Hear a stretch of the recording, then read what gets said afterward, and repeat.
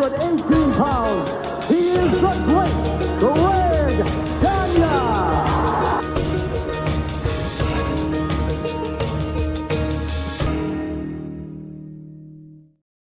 What's up, everybody? This is Dominic D'Angelo of FourHorsemenNetwork.com, and I am happy to be here with you on a Tuesday with none other than the boss himself. It is Straight Talk with the Boss. It's Magnum. Magnum, how are you this week? I'm good. It seems like 2025 is taking off like gangbusters, and not enough hours in the day. Lots of stuff in the pipeline, figuratively and truthfully, more than I ever imagined.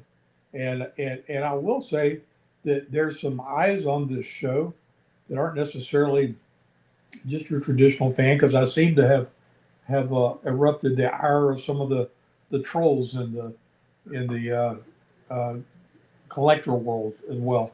So we're obviously doing something right. We're getting people's emotions stirred up. So that's always a good thing. Absolutely, yes. And there's nothing wrong with that. Once you start getting the trolls, that's when you know you're kind of getting a little traction happening. Well, I figure you're moving the needle. It's like it's not a good day if you haven't been called an asshole by at least a couple of people. Yeah.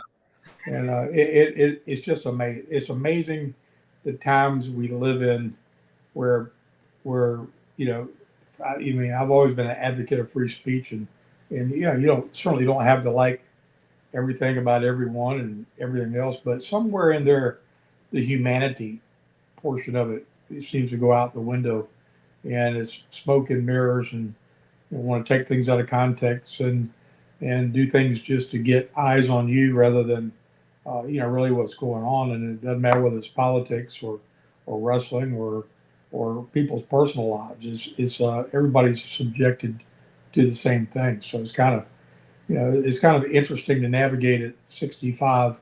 I can imagine the young people, don't think twice about some of that stuff, but some of it's still abrasive to me, and just try to kind of find your way down your lane and not get off track about what you're doing.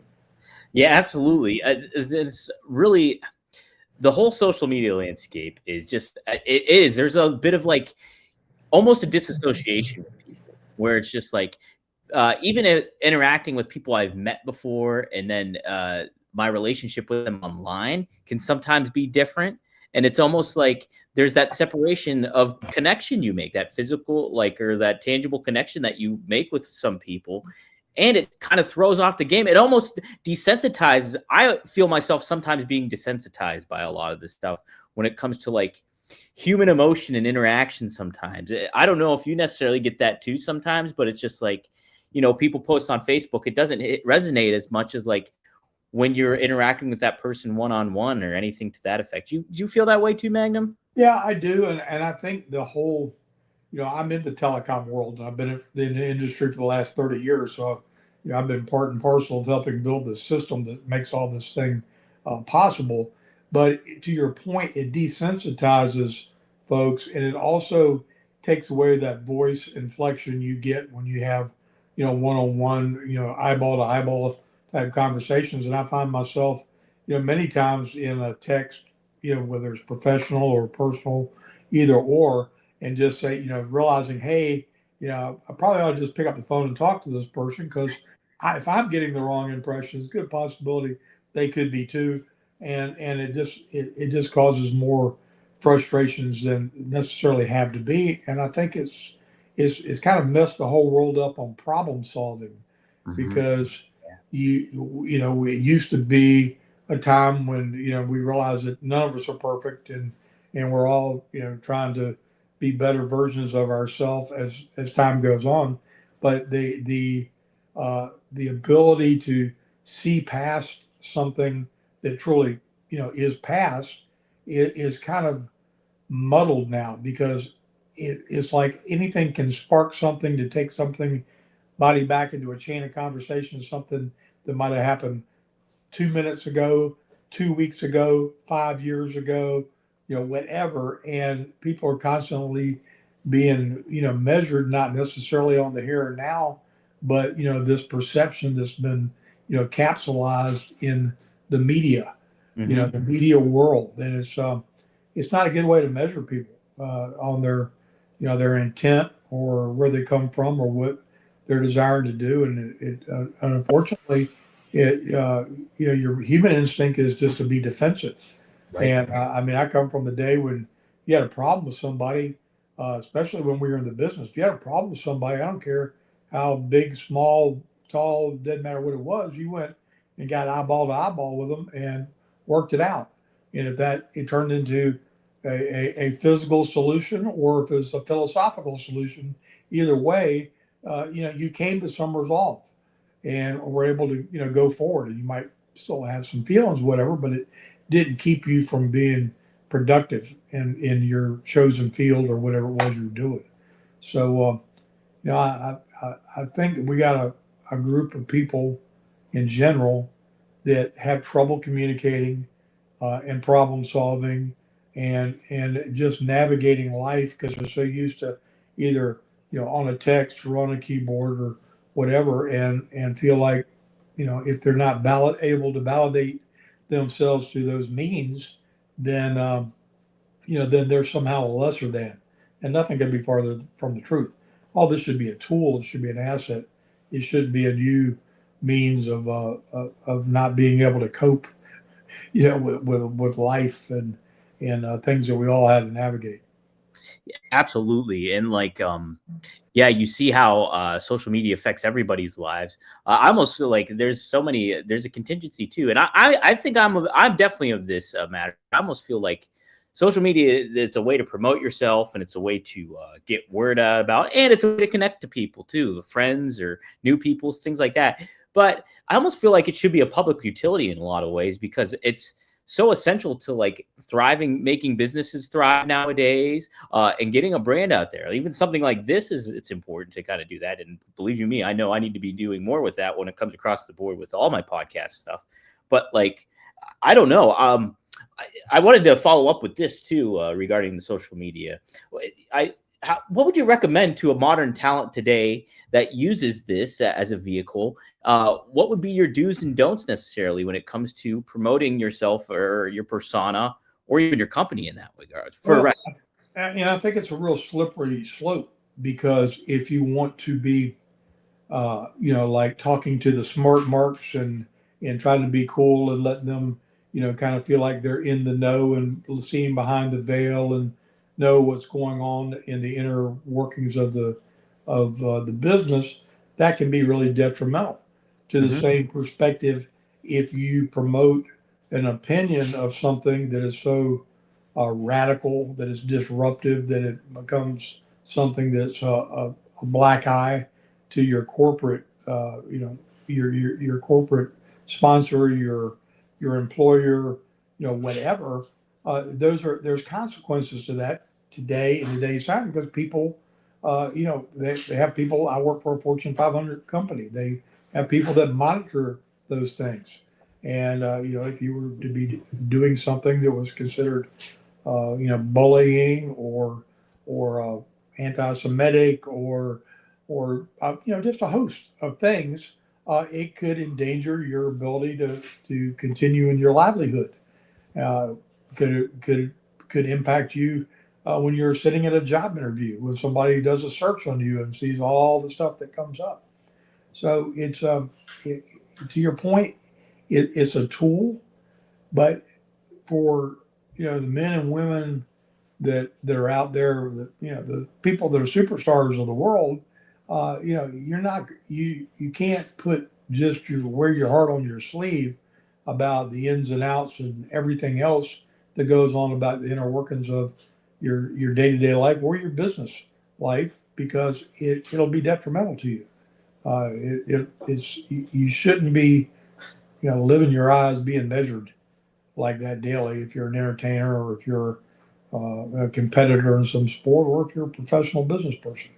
That's there's things that are there are boundaries, and I think we've got a whole society of people that don't understand what's inside and outside the lines and what's okay and what's not. Yeah, there are people kind of when you don't have to put a picture to your name or you don't have to put your name to a picture even. It gives people a little bit more freedom, and you're not seeing that person directly in front of you.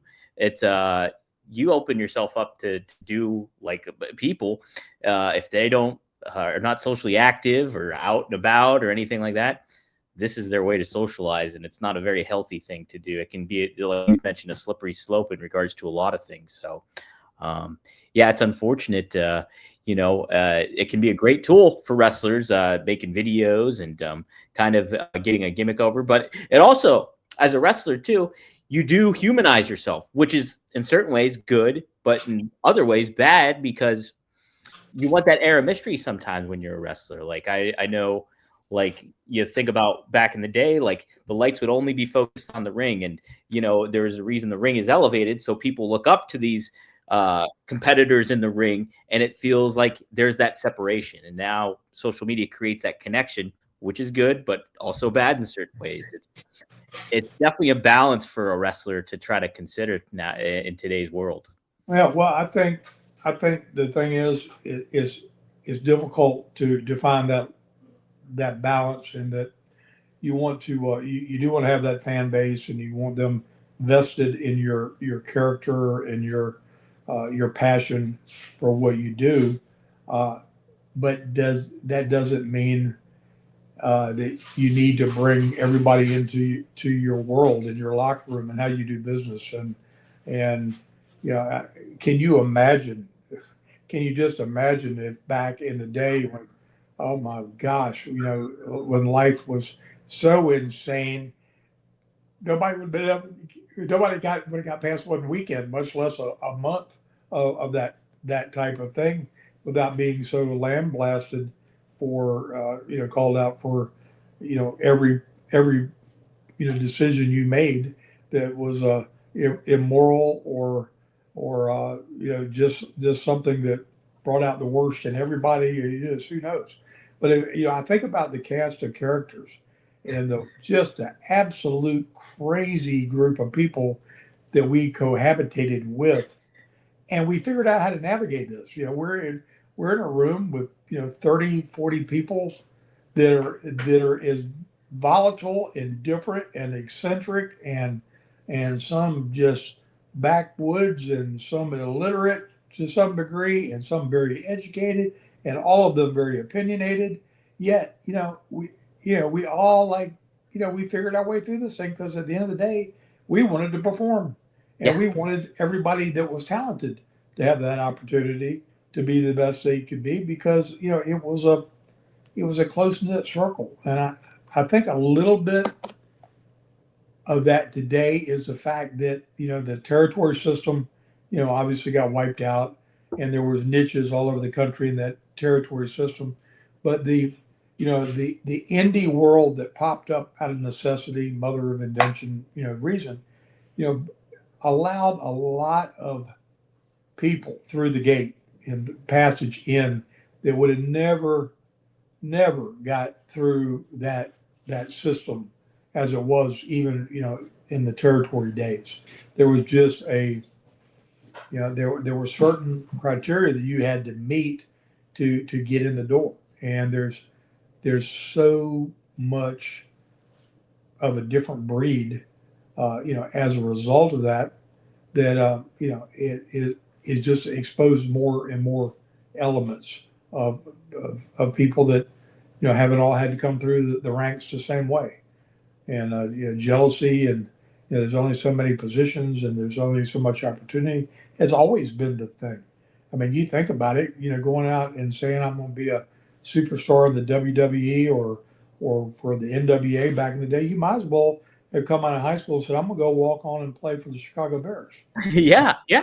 I'm a pretty fair hand. I think I could go play for the Bears. And you had to crack that code and make your way into that deal, and everybody had to find a path, but it wasn't as open of a gate as it became. And some great talent has come about because of those opportunities, but there's also a lot that would have got weeded out, I think very quickly, if they'd had to hold court, with the Undertaker or Bruce or Brody or somebody that might not be quite as diplomatic is their little soft skin would want, you know. Well, yeah, it's a completely like, the egos are involved, and there always will be. But also it was a different kind of attitude where like, yeah, you had to be kind of more thick skinned and like kind of just looking out for yourself, but also looking to make money. The intentions were different. I think a lot of people think, and this is across the board with society, I think they are owed a lot of things, or they deserve a lot. And, certain things like that come into play where it's just like you get raised in this thing and things seem like a bigger deal when they're on social media, when like X, for example, that's only like 20% of the population, I think, is like what I've heard before. And so you're not really getting the actual reality of things and what the group thought is and everything to that effect. And I think a lot of people, a lot of wrestlers, and then even turn businesses like take that into account a little bit more seriously than they should. And they don't weather the storms and everything like that. And yeah, it's a really it's a crazy thing to kind of consider when all this comes into play. How, Magnum, do you think your 20-something, 26-year-old self would have handled social media if you were in the thick of this action at that time? I'm sure if diplomacy has always been the deal, and the political the political things that we navigated. It made this stuff pale by comparison. I mean, in 1983, I worked a main event match with Hacksaw Buzz Sawyer in the New Orleans in the Superdome when I was a North American champion. I hadn't seen him since he, had, done some not so wonderful things to me that had a, bad financial impact on not only me but my family, and and when Bill Watts booked it, he knew that for for the business that I was going to go out there and do what it took to have a a world class match, which is what the people that bought a ticket paid to see.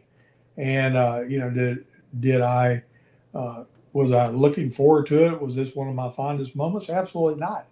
But I went out there and put in 25 minutes with a guy that I wouldn't have spit on if he was on fire, and and did what it took, and didn't disrupt the world, and we all went on to work another day, him somewhere else, and me somewhere else. So it's just that's sometimes you just got to put on the face and do the deal, and and be a professional, and that goes in all walks of life. Sometimes we just have to do things that isn't exactly our first choice, but we do try to do it with dignity and professionalism, and go on to the next thing and take care of business. Yeah, it's that's it. Like I was talking to Rob RVD, and I believe somebody else too. You're gonna. Oh, I was just telling people on my other show, Rumor and Innuendo, like you're gonna work with people you don't like working with. That's just life, and you have to kind of coexist and understand, hey, this is a business, and what we're doing here, whether it's wrestling or whether it's in a different kind of company or anything like that, you're just going to have to roll with the punches and understand the fact that, yeah, you're not going to see eye to eye with this person. You're not going to necessarily vibe with this person, but you're there to do something. You're there to do work. You're there to make money. And here it is, and a lot of people do not consider that. And, it's a big ongoing topic always now, it seems. Wrestling, there's always the politics coming into play, and, attitudes and egos and everything like that. And I guess that leads us into some fun stuff on TNA Genesis. We happen to TNA happened to have an amazing show in Dallas, and that included someone you're very familiar with in Tessa Blanchard. She defeated Jordan Grace and is now on rise here in TNA. I wanted to get your thoughts. So did you get to catch the match? What was Tessa's reaction? Did you get to interact with her afterwards? And obviously there was a fan contingency too that goes on. That's what we've discussed before a little bit, but what's your perspective on everything, Magnum? I thought for her first match back, in for a company where she left the world's champion, Mm-hmm. and all the things that ensued, thereafter, right, precluding that whole event, that it was fantastic. She was aggressive. She was vicious. She's a leaner, meaner version of herself than she was 4 years ago. I think she has more athleticism and good ring movement today than she's ever had. And I thought Jordan, who obviously looked like $1 million, brought her best out. So I thought they presented a real solid contest, and Tessa was the obvious heel in the match, and which was what we expected. That's what she went out there to do, and it's the first step back to a road for her to go on to the next level and the next thing. And I'm really excited about it. I'm really excited what's going on with TNA in general. I mean, this whole association working with the WWE and NXT is just good for business for everybody. Yeah, I got to see a shot of the whole arena there, and it looked awesome. Like, it was just so cool to see, that big of a crowd there for a pay-per-view for them. And, now that their connection with WWE, they announced that long-term deal between them and NXT. And, we already saw that collaboration happen at Genesis.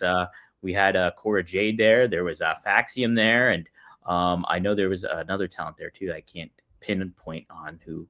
But it's just great stuff. This is a good indication to come. And who would have fathomed, 5 years ago, that something like this would have a team effort like this would have gone down in pro wrestling? It's pretty wild, Magnum. Well, it's smart. It's smart business, and if you watch TNA's product, Bell Time to Bell Time, and the continuity of their shows, they've got the formula and they understand the psychology. And are they in the smaller venues? Yes, but do they go out there and tell a story and get you vested in the characters? 100%.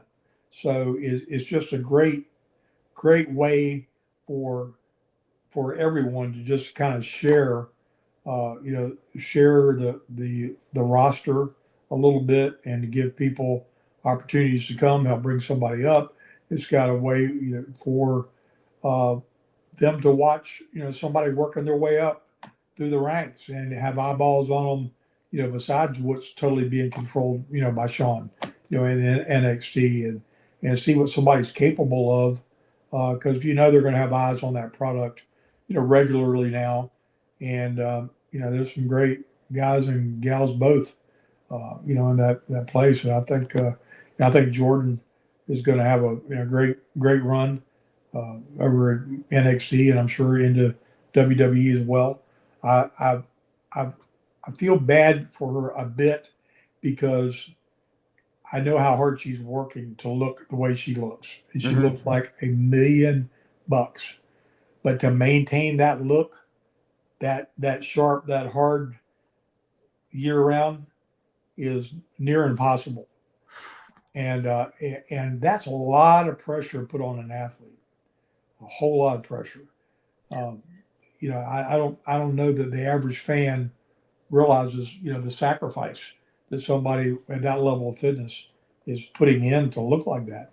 But it's absolutely mind-boggling, the mental discipline it takes to do that, and that's to sustain that, year in, year out, and taking bumps in the ring and going through that rigmarole. That's a tough task. It really is. And you've seen the physical transition she's made over the course of these years. It is remarkable. And I thought she looked great even before she got that sculpted and built and everything to that effect. But it really sets her apart. Yeah, that's going to be the tough challenge is keeping with that body type. Being able to wrestle and stay healthy, and considering all that, because I know she did bodybuilding, she was in a bodybuilding competition just a couple months ago or something like that too. It was in the last within the last year, and Yeah. and I mean, I think I don't know if she got her pro card or not, but I mean, she looked phenomenal, Mm-hmm. and then she came back off of that, and got back to a little more medium size for her for something she was comfortable at, and now she's moving to a new company, and again it looks like absolute $1,000,000. Again, I have a lot of compassion for that because I know it's like people will we go back to social media again, and people will go back to the internet and they'll pull up the most unflattering version of someone they can when they aren't in that same prime level of shape they were in their peak. And unfortunately, that's the land of comparison we live in. Mm-hmm. You only look as good as you did yesterday or it's like your last performance. So I'm sure she'll find a middle ground and find a way to navigate through that challenge because she's a very disciplined, hard worker, and she's as professional as they get. So uh, again, her and Tessa had a fantastic match. I look forward to seeing Tessa's character evolve as she navigates her way back through. But again, what a tough you know, room to walk back in where you've been the champ of not just the women, of everybody. Yeah. Beat Sammy Callahan for the world's, heavyweight title. Had her, beating guys that weighed 100 pounds more than her. And so it's like, I'm glad the two of them are teamed back together because they both kind of need this journey because it's a intertwined tale, and it's the evolution of TNA into its next thing. And I'm not saying Tessa has reinvented herself, but the journey she's gone on through the lucha and the CMLL work and traveling around the country and making the appearances she's made has given her a different flavor than the just monster powerhouse that she was trying to be back before. And it's a different variation. So and it's going to continue to evolve. So it's going to be kind of a cool trip for everybody to kind of go on together. Yeah, I think it's neat too because, and you said it, like I think Jordan was the perfect opponent to have back Tessa in the mix with because Jordan was the epitome of the knockouts division for the past several years, and the fact that Tessa left being the TNA World Heavyweight Champion and coming back, it kind of like sets a new direction almost, where it's like, hey, she defines. Helps define our pro wrestling promotion that we have, but she's really hitting home with this knockouts division, and this is who you got to keep tabs on moving forward too. So I liked it a lot. I like the attitude that Tessa brought into it. She's like infallible, like the crowd chants at the end. She already was like mad now. Wait till you see what's next. It's like great stuff. It's just I like the way she's handling it all, Magnum. Well, and I mean, and that turnbuckle that she literally ripped off of the deal, the pad off. I mean, she tore off a solid. That was not gimmicked. Nothing. She ripped the stinking thing off there. So if you don't think she's a blooming pit bull, she's got the tenacity of a daggone Rottweiler. So. It's going to be fun. Like I said, I'm interested to see. I mean, I'm sure there's lots of new talent going to be coming in and out in the women's division, with NXT and the more all of them can mix it up, the better it is for everybody's game. Because basically, nobody wants to be a one-trick pony. I can only work with one person or one style or whatever. You want to be able to have a great match with everybody you walk in the ring with. Yeah.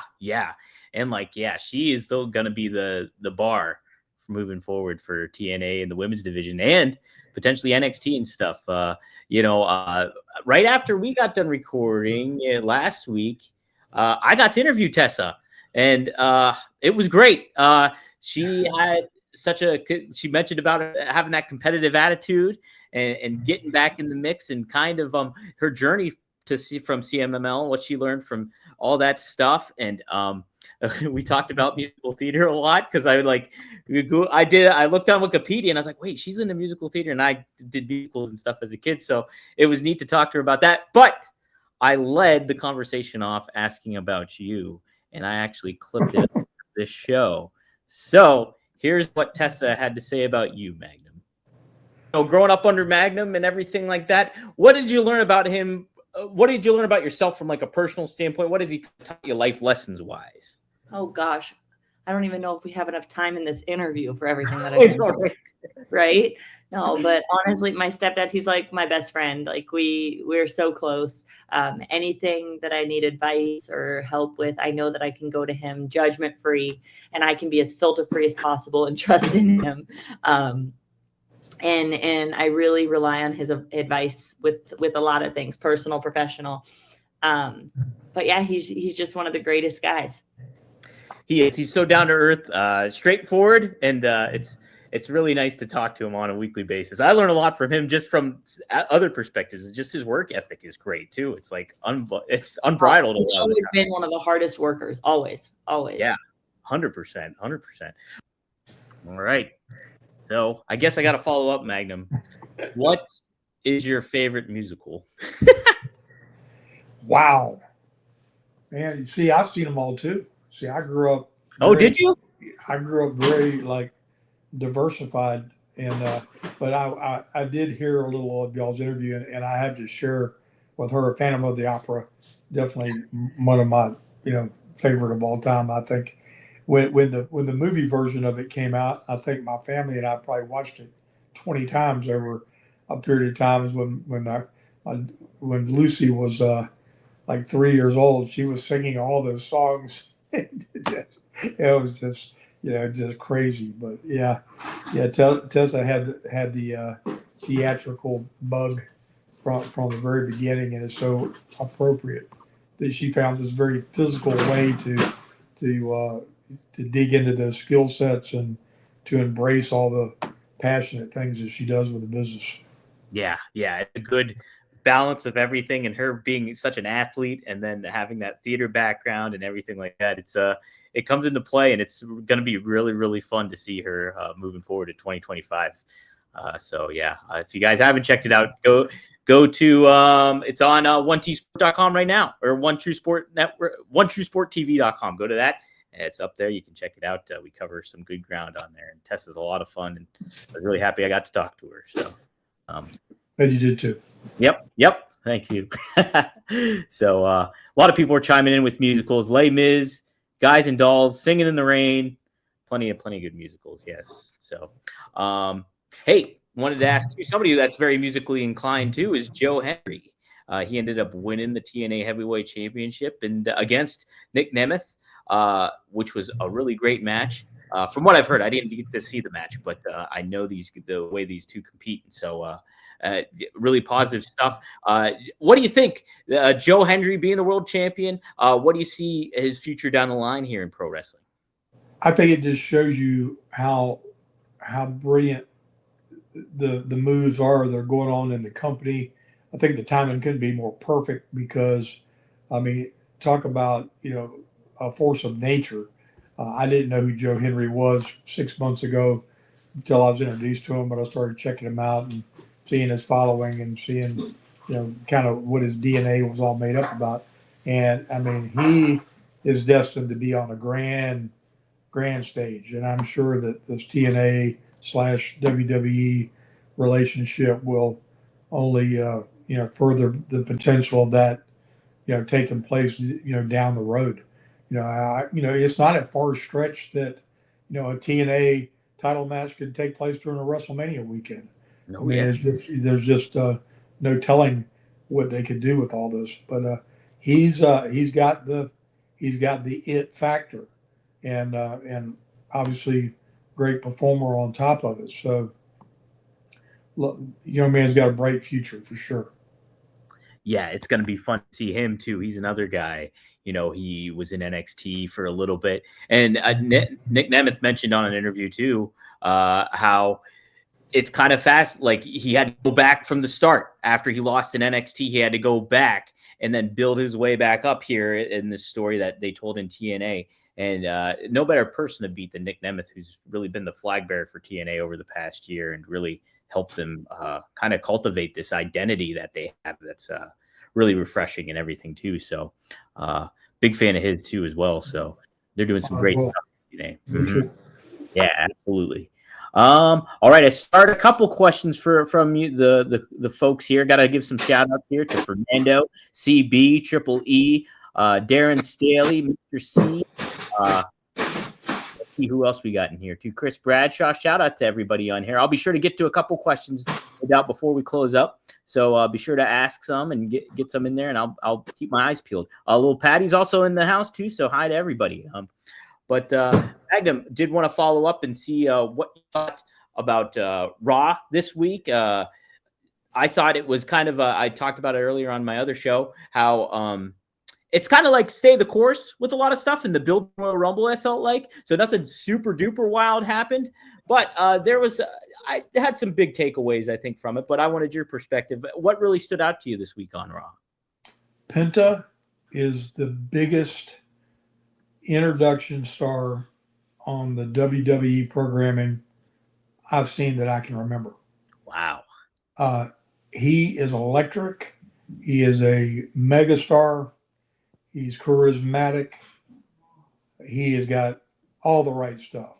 If they were to bring Rey Fenix in with him and put Rey Mysterio and those three together, that would be the greatest Latin connection possibly in the history of the business, omitting Eddie Guerrero from that. It would be just unbelievable. And the guy is just electric. And their people are already vested in him. And all they got to do is, I mean, he's such a no-brainer that, you know, the creative team is going to have a ball with him. Because the camera loves him, the people love him, and he's going to be great. It's funny, Kevin Nash mentioned on his podcast too how a couple of weeks ago he was talking to Triple H, and Triple H was working on somebody's entrance, and I think he might have thought it was Nakamura and everything like that, but it ended up being Penta's entrance. They were kind of trying to facilitate and make so the attention to detail that they put forward in making sure Penta was debuted in the proper fashion and everything like that is all there. And so the machines behind him, and you can see that too. I mean, earlier before he made that debut, it broke on WWE Shop that his mask and T-shirts and everything was available before he even debuted, and they sold out already. That like the masks are on back order till like April. It's just like he's there, man, and it's going to be pretty cool to see what they decide to do. I hope. I know this guy. It's always a suspension of disbelief, and it's walking a fine line when it comes to pro wrestling. But I almost hope they give him like some sort of mystical powers in certain ways, give him that almost mysterious vibe even further. But be a fine line to walk when it comes to that kind of thing, Magnum. That walk that he has is so animated. It reminds me of like a combination of Bruce Lee and to your, you know, in some kind of, you know, twisted dark character because of the, you know, the skeleton look, like the homage you paid to La Parka. Yeah. You know, and I mean, it's just good stuff. And I've been watching this guy since he was, you know, on the Lucha Underground. Yeah. That's the first time I ever saw him. And I said, man, you know, I thought back then, you know, I thought, well, you know, because really, you didn't really get his personality as much back then. They had him, you know, real dark, you know, dragonish type figure. But, you know, I really became a fan of his when he was on AEW, and, you know, really, you know, first time I really got to see, you know, multiple sides of what he was capable of doing. And, I think he, you know, he's internally tried to make himself yet the best version of himself that he could be right now. Because he really seemed like he got in really amazing shape and really toned his arms and, you know, just looked, you know, like really fit, not like a, you know, big muscle guy, but like a really fit athlete. And he moves like a cat. So he just got that perfect look, and that finish that he's got with the the arm breaker gimmick, and then that final, pile driver ish thing that he does is so just solid. And it looks dangerous, yet I know it's not.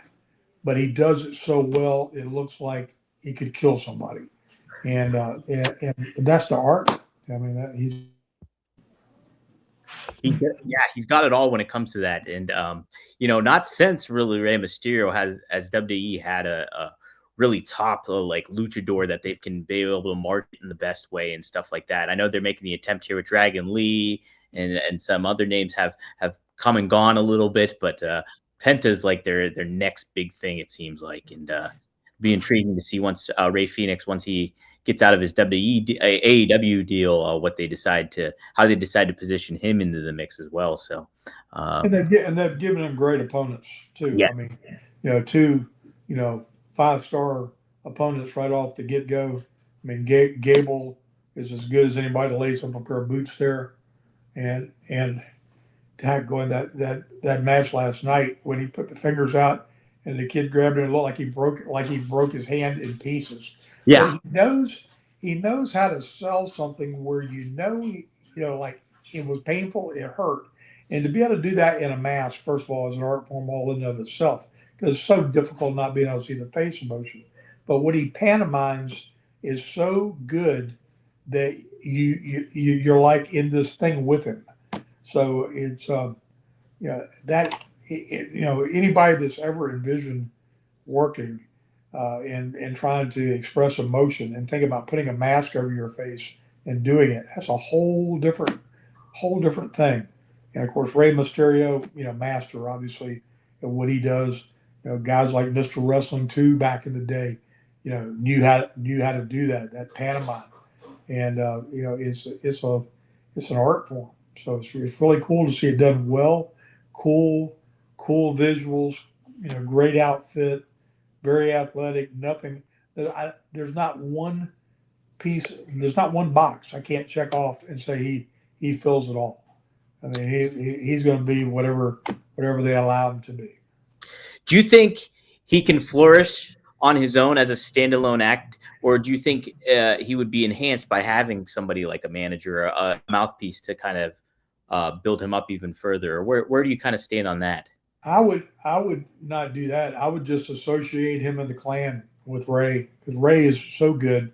Yeah.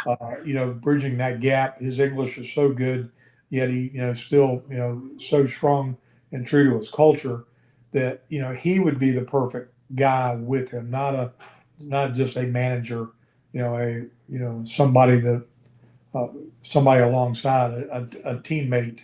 But I wouldn't just give him because first of all, he doesn't need the distraction. Sure. He doesn't need a third man out there for a distraction. When he's performing and doing his thing in the ring. So, unless they had other plans for him as a heel or something, I can't see them doing that as a babyface. Yeah, the only person I could maybe think that'd be neat to pair him with would be somebody like Heyman gets his talons into him or something like that, where it elevates. That's a whole other thing. That's a whole other thing. Yeah. If Paul Heyman, puts the Midas touch next to him, he's main event status, instantly. But it would be really premature. There had to be a reason for that story to make sense. Absolutely.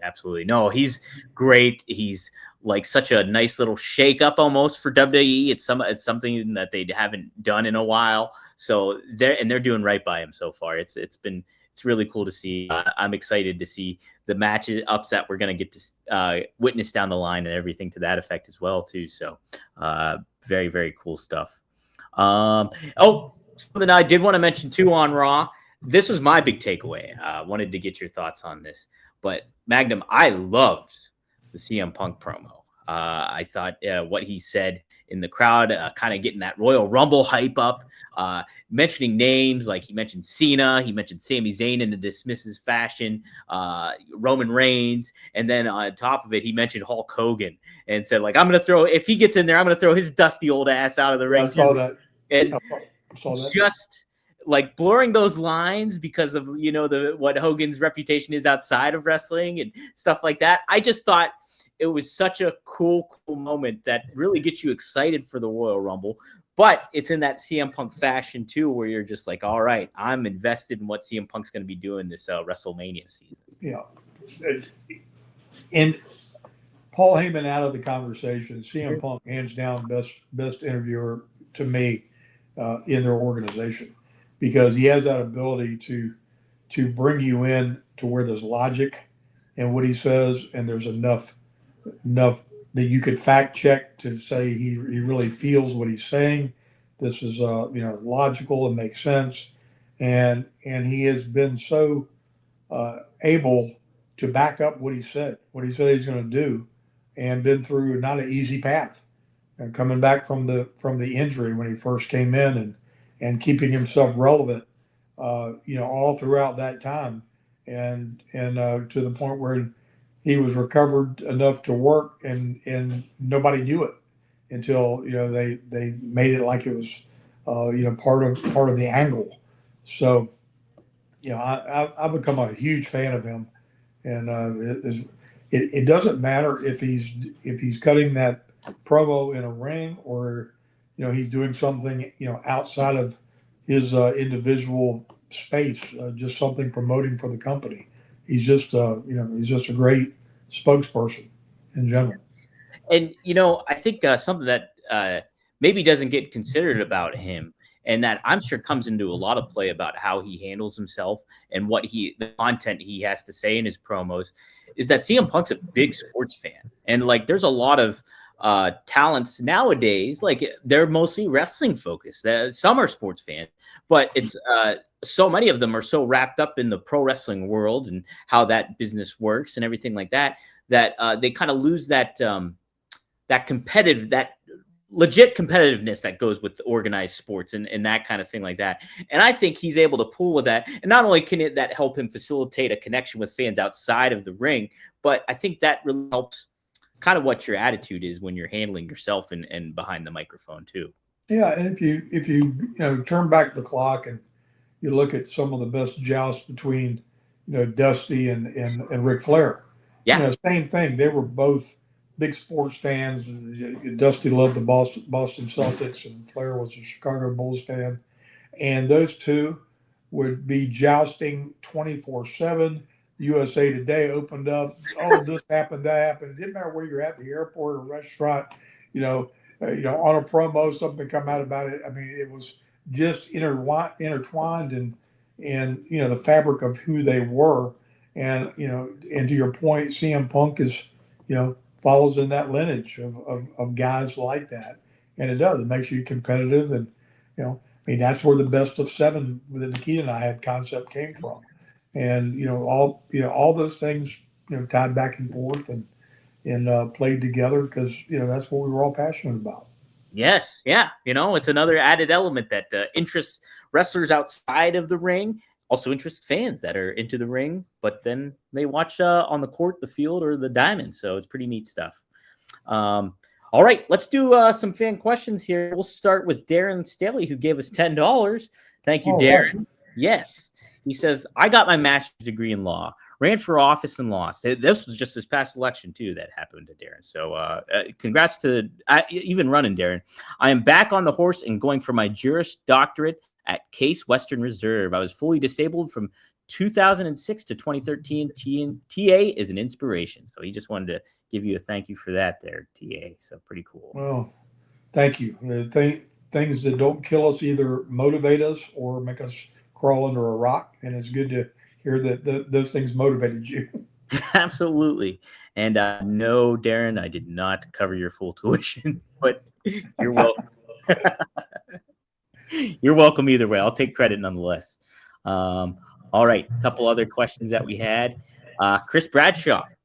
Magnum, what memories do you have of the Richmond Coliseum? It's been boarded up for years with no plans for a new arena. Sad to see such a historical building go to waste. And it was a magical building, just the right size for wrestling. A building that hold 10,000 people was ultimate size for us back in the day, and it was just 100 miles from the Norfolk Scope and the Hampton Coliseum. So it was all part of the storytelling trail that we would head out on every month, and it was a regular stop for us. So great memories there. I actually, before they shut the building down, I got to work a convention there, and it was kind of unique and weird to be in the place where we were at back in the day. But very very cool vibe, and some of the greatest wrestling fans ever. That my one big standout match that I remember one-on-one with Arn Anderson was in the Richmond Coliseum, and it was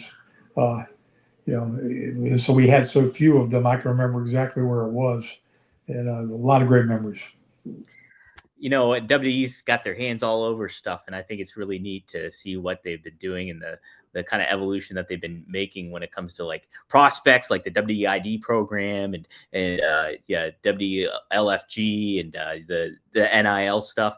It would be really neat too if they would kind of make a concerted effort to pick out arenas that they designated almost and kind of help restore, and then almost like a different venue that they can kind of play into and like, really cultivate a good fan base there. I think that would be kind of neat too. Is like focusing on some old school arenas or something like that. I don't know. No, it would be, because there were some venues that, and I'm sure in the WWE, stomping grounds, same thing. There were some those smaller venues that might have held 4,000 or 5,000 people that were mainstays when they were working it as a territory. Yeah. And had I mean, literally in the early '80s when the territory in Mid-South popped, I mean, we had a host of buildings that were 2,000 to 4,000 seat arenas, and you put 3,000 screaming fans in a small building. It doesn't get any more electric than that. I mean, it's just that sound is reverberating everywhere, and it's it's a thing that you'll remember. If anything, to get the same vibe from these giant arenas has got to really be challenging. My son was watching something on YouTube that from back, I think it was in the old Charlotte Coliseum, and the natural sound, the people, woof woof, with every blow you threw, every move you made was so dynamic that when you got in a grand stage like a Superdome or something with 25,000 seat or greater capacity that maybe only had a third of what the building was capable of holding, you never, even though you got them going, you just never got that same just excitement that you did when you were completely surrounded 360 degrees by people that are just electric. Yeah, I have to give hats off too to AEW for actually making the pivot to do smaller arenas finally. And what they did this past week was in Cincinnati, and that was such a cool, unique looking arena. It almost felt like a Fight Club kind of vibe to it in a certain way. And I thought it helped elevate a product that quite frankly needs it at this juncture sometimes. And I think they're finding the good balance of doing that. So I'm all for like the smaller, more intimate venues, because I think from a television product standpoint, it's really, really entertaining to watch and creates a whole nother character that isn't even a person. You know what I mean? So, and it's how you shoot it. It's the way you set it up. I mean, you could have 2,000-3,000 people in there and shoot it where you're looking at a wall and two rows of people sitting in front of a deal on one side of the ring, and not get the full ambiance. Or you can be in a smaller place and set things up where your panoramic view, like they were able to do in Center Stage back in the day, look way larger than what it ultimately was, and plays well to television. So, I agree with you. If AEW has taken that philosophical approach, it's probably going to yield them some benefits. Absolutely. Speaking of AEW, Mr. C asks us this: how much money do I have to donate for you guys to cover an AEW show or two? Serious question. Magnum. How much would that take? Make me an offer. Make us make us an offer. Yeah, and the problem being, be honest, is that I work a full-time professional, main job. I also work for this little company called Powertown that I'm firmly vested in, and I'm a dad of two teenagers and a nice sweet wife, all under one roof, and it's a lot to do. So just to try to catch, a Friday night SmackDown or a Monday Night Raw, or even and now Tessa on TNA Plus, there's only so many spare hours in the day if you're working 10 plus hours, so it's a time thing, and if they continue to do something intriguing that makes me want to bounce back over and take a peek, then then it won't cost anything. But until then, to your point, it'll cost you. And I can't tell you how much because I'm very expensive. Make us an offer, Mr. C. Send it to dpdangelo@gmail.com. We'll see what we can do. The other issue is too, Greg doesn't watch it, so he'll tune in once if he does and has notes. But we'll have to try to get Greg on board too with that. So Greg is off in Hawaii right now, so he will not. That's why he's not here. We didn't kick him off the show. We didn't kick him off the show yet, but we'll see. I got to give thanks to Greg, though. He sent me a poster of Vern, an autographed poster of Vern, and an old school wrestling poster too. So, oh, nice! I was flabbergasted. I'm super excited. I got to find a good frame for it and everything. So nice. I love Greg. He's awesome. So shout out to him. All right, we'll do two more questions. One of my own, and then one that at Mr. C asked that I thought was pretty good. This is a follow-up almost from last week because we talked about Sting and Warrior a little bit. Magnum, what are your thoughts on the Ultimate Warrior? Well, he made a spot in wrestling history. He was dynamic, explosive, charismatic, mega, bodybuilder-ish looking, superhero character. And you'll never go back and think of the 80s without having to put a place mark there for the Warriors taking part as a in terms of what he did in the ring, all the other things aside, I don't think he ever had any aspiration of doing anything more than exactly what he did. So I'm sure he was probably satisfied with that, though. There was no chance of me ever looking like him. And I don't think there was ever a chance of him working like me. So we had to both live with that. That's the one thing that you got to cope with. All right, my question, because I forgot. So like I said earlier, I interviewed Tessa. It was really, really cool to hear her because I think I asked her, but I can't remember who, maybe if she watched you. Yeah, old matches of you and stuff like that. And she mentioned how she loved Johnny Valentine. And I thought that was super cool to hear, because I was not too familiar with Johnny Valentine. I think that once he first caught on my radar was he was in the plane crash with Flair, and then he lost his leg and stuff like that. But then I got to see Ricky Starks made mention of a match between Wild Bull Curry and Johnny Valentine, and I watched that, and I was like, wow, this guy is great. Can you speak to Tessa and what kind of watching that old school kind of matches and everything? Did you kind of show her that stuff? Or? When she was young, none of it. But as she became a student of the game, and I was a Johnny Valentine fan because in Mid-Atlantic, he and Wahoo McDaniels beat the ever-loving tar out of each other. I mean, I don't care what sport you came from, what walk of life. If you saw those two in the ring beating each other, there was no question in your mind that there was a battle going on. I have never to this day seen two people hit any harder than those two guys hit each other. Wahoo had the silver dollar challenge, or I don't know, maybe Johnny had, but somebody had a fishbowl full of silver dollars, and it's supposed to be like $500 in it or something.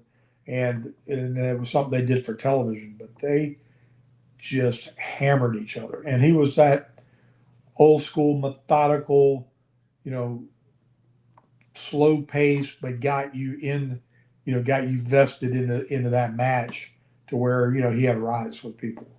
And had he, not been in the plane crash with Rick, he would have written a whole nother chapter in wrestling. Oh, 100%. I like just seeing old pictures of him. He's got that old school, handsome, classic kind of look that I'm like, man, I'm surprised he didn't do more. And it got to make sense after the plane crash and stuff. But it's just like, wow, what a fascinating talent. And like, you hear how great of a heel he was too. It's just really, really cool stuff. So, man, awesome. There was no social media, so nobody knew anything else about him. And that's it. And sometimes it's just good that way. It is for all of us, myself included. Yeah, me too. I've stepped in it one or two times on there too. So yeah, well, I've stepped in it and drug it with me. Right. Well, cool. All right, guys. As far as anything else, you want to give any updates with Power Town or keep people in the loop with that? So today is the 21st of January, and Myers and Cardona landed in California last week during the fiery, daggone, hellish thing going on there. Finally got it off the boat, got it on the truck, and looking forward to land sometime later this week at our fulfillment center in Alabama. And we will be looking for, I will hopefully be showing you guys a surprise, maybe even on the next show, of something that we're having flown in, because our next round of product will be landing sometime in February, and so that'll be Myers and Cardona Remco's one, and then we're suffering the aftermath of China being shut down for this little thing called Chinese New Year. That seems like you lose about a month of productivity. So we'll be pushing to get the Ultras 2 and TNA, out to the folks that purchased them, and they're all in serious levels of the production process, and I've seen samples of all kinds of things that aren't ready for us to show the world yet, but it will. Everything that we have got in the pipeline will be fulfilled. Probably, I'm hoping by the end of May. All right. Good to hear. So, guys, you can keep tabs. Just go to powertownwrestling.com and bookmark that, and you'll see some new images and stuff like that in the forthcoming year here. So, should be an exciting time. It is an exciting time because Magnum made me privy to some of it. So, it's awesome stuff forthcoming. What else was I going to say? Oh, if you want some Magnum merch, go to 1tsport.com. That's www.1tsport.com. You can get some Magnum TA merch. You can get some Greg Gagne merch. We got plenty of other talents, too, on there. Legends like Bruiser Brody. Who else we got? Jeez, plenty. Tully. So many. So be sure to check it out. Arn, Four Horsemen. We're the exclusive home of the Four Horsemen merchandise, too. So really, really cool stuff. Kevin Nash. Click this. Kevin Nash merchandise is up there now, too. So take a look at that.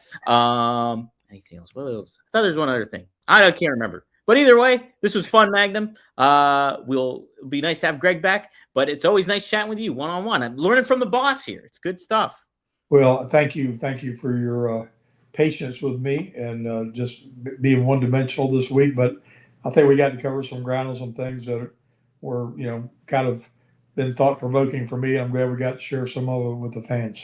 Absolutely. Thanks, everybody, for tuning in, from Triple E to Mr. C to Darren Staley to you name it on here. Lil Patty, it's always good to see her. So, and for Rico, good questions, too, as well. So I did screenshot a couple for next week. So if you did ask a question, we might address it next week, too. And we'll get Greg's opinion on it, too. So, but for the time being, I want to thank everybody for tuning in. I hope you learned from the boss like I learned from the boss.